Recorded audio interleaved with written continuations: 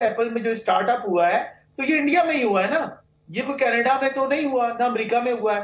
तो आप कैसे कह सकते हैं कि ये मांग बाहर हो रही है? और जनरल शाहबेग के साथ जो इंडियन फौज ने किया, उनको जिस तरह से दलील करके बाजवा जो गले लगा के मिल रहा था, शर्म बात है। क्यों नहीं उसको बना दिया आपने गुरुद्वारा पंचायत कमेटी का हेड वहां पर? अरे आप ये देखें, जनरल साहब बताएं ना आप। अरे भाई तथ्यों पे बात करें ना, जनरल शाहबेग का नाम ले लिया आपने। देखिए आपने शाहबेग तो आपका पौधा है, जनरल साहब शाहबेग तो आपका अपना पौधा है। आपने उस बंदे को इतना तकरीर किया कि उसने खालिस्तान मूवमेंट खड़ी की। आज आप नाम क्यों नहीं लेते जनरल शाहबेग का? जनरल शाहबेग है basic Pioneer of Khalistan movement, और एक मेजर जनरल ने स्टार्ट की जब वो ब्रिगेडियर था। एक दिन पहले उसकी रिटायरमेंट से आपने उसको जलील करके निकाला, उसकी पेंशन बंद कर दी। ये तो बेसिकली इंतकाम की आग थी जो फौज के अंदर से, इंडियन फौज के अंदर ये जो पैदा हो गए हैं लोग, ये चीज है। और पता नहीं कितने अभी और होंगे। उसकी रीजन ये, इसका पाकिस्तान से क्या ताल्लुक है? जनरल शाहबेग सिंह का ताल्लुक आप मुझे बताएं पाकिस्तान की फौज से था? नहीं, वो तो एक इंडियन फौजी था, एक इंडियन सोल्जर था।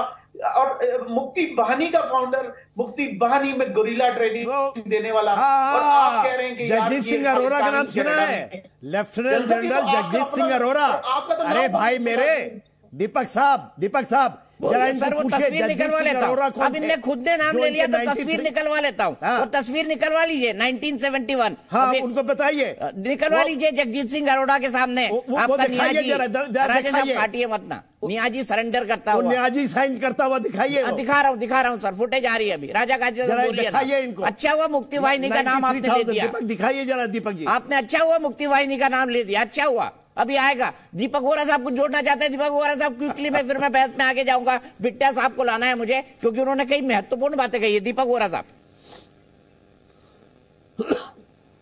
बहुत जल्दी से मैं कहना चाहता हूं सर, मैंने अपना सर ढक लिया क्योंकि आज गुरु पूरब है। अगर आप देखें तो पूरे भारत में जो कुछ लिखा है गुरु ग्रंथ साहिब में, वही सब उस चीज का हम पालन करते हैं। एक तरह से देखा जाए तो जो ये स्थापित करना चाहते हैं वो भारत में ऑलरेडी है। सिर्फ मैंने इसलिए कहा क्योंकि बिट्टा साहब आपकी बात सुन रहा था, जनरल साहब की बात सुन रहा था। बहुत जल्दी से अर्ली 90s में मैं एक सेंसिटिव पोजीशन में था। मेरे एक मित्र थे, उनका सरदार थे, कनाडा में उनकी कार एक्सीडेंट में देहांत हो गया, उनकी बॉडी वापस आई। तो जैसे सिस्टम है, उनकी बॉडी को अग्नि देनी थी, हमने उनके खेत में, मैं वहां पे गया था, ये अमृतसर था, तरन तारण जगह है वहां पर। जब मैं गया तो 20 सिक्योरिटी वाले मेरे साथ थे।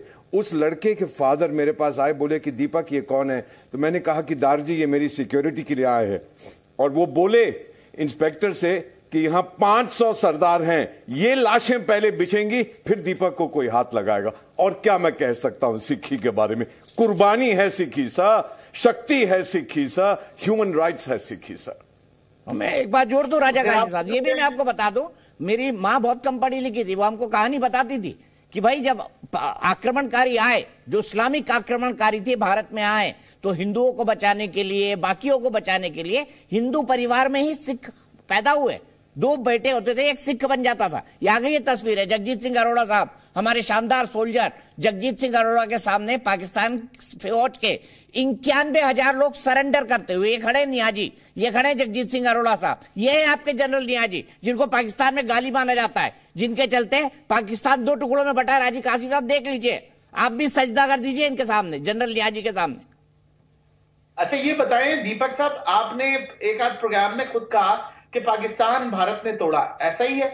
हाँ, आपने इस्लाम के नाम पे अलग मुल्क मांगा भाई, और ब्रिटिशर्स ने दे दिया। आप लोगों ने तोड़ा, तो इसका मतलब है जो तोड़ रहा है दूसरे मुल्कों में, जिसने पाकिस्तान को 71 में तोड़ने की, तो इंडिया तो एक खुद टेररिस्ट कंट्री है। अगर आज उसके साथ कुछ हो रहा है तो उसको रोने की क्या जरूरत है? ऐसा है, पाकिस्तान कहीं हमला करता है तो क्या करता है? पाकिस्तान वहां जाके बस जाता है। हम क्या करते हैं? वहां पर एक लोकतांत्रिक सरकार बना के देते हैं।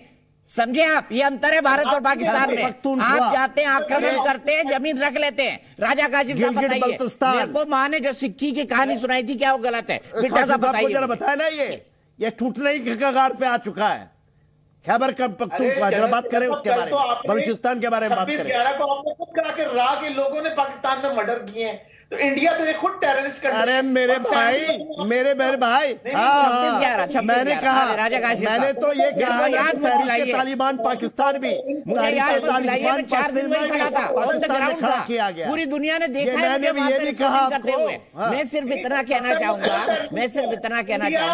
मजहब के नाम पे मुल्क बांट लिया, मजहब के नाम पर आप पूरी दुनिया को बांटना चाहते हो, यही आपकी फितरत है। बिट्टा साहब कुछ गलत कह रहा हूं मैं? राम मंदिर बना दिया, आप मुझे बताएं वो किसके नाम पे हो रहा है? वो भी तो सनातन धर्म के नाम पे, हिंदू धर्म के नाम पे आप बांट रहे हैं। आपने एक मस्जिद की, नहीं, हम जोड़ रहे हैं मेरे भाई, हम जोड़ रहे हैं, हम बांट नहीं रहे। हमारा और आपका नजरिया अलग है। अगर भारत जैसा ताकतवर देश होता, अगर भारत जैसा ताकतवर देश होता तो बांग्लादेशियों को सत्ता ना देता, वो वहां पे खुद चला जाता। हमने दी उनको सत्ता। बिट्टा साहब बताइए, सिक्की के बारे में मैंने कुछ गलत बोला? बिट्टा साहब बताइए मुझे। मौजूद है, उसको हटाने की क्या मतलब सेंस बनता है? अब तो आप वहां पे बैठे मंदिर बनाए जा रहे हैं। अच्छा, सऊदी अरेबिया में क्यों मंदिर बन रहे हैं? दुबई में क्यों मंदिर बन रहे हैं? राजा काशिफ साहब बताइए जरा, ये जनरल साहब पूछ रहे हैं क्यों बन रहे हैं सऊदी अरेबिया में मंदिर? दुबई में क्यों बन रहे हैं? गुड क्वेश्चन दीपक। आप क्या क्यों तोड़ रहे हैं? कौन बना रहा है वो जाकर के? हम नहीं, आप क्या क्यों तोड़ रहे हैं ये भी बताइए।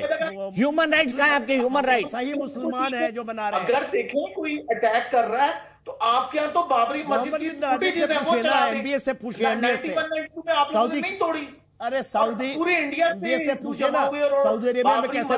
बिट्टा साहब मैं आपसे लगातार सवाल पूछ रहा हूँ। सिन्हा साहब आप भी रुक जाइए, राजा काशिफ साहब आप भी रुक जाइए। बिट्टा साहब, बचपन में मैंने जो सिक्की की कहानी सुनी कि सनातन की रक्षा के लिए सिखों ने आन बान शान के लिए, मानवता की रक्षा के लिए हथियार